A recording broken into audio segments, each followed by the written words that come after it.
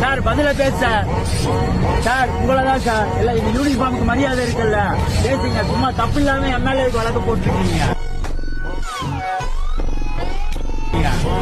தேசிய கொடியோட மொத்தத்தோட நின்று இல்ல தேசிய கொடி நான் தூக்கூடாதா? ஞாயிற்றுக்கு தானே நான் தூக்குறேன்.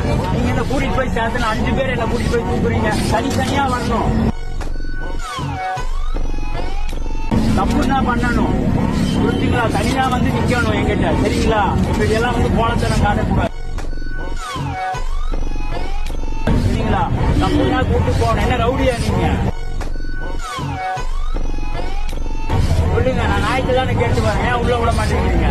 மாக்கானா நான் மாக்கானா கேட்கறேன்.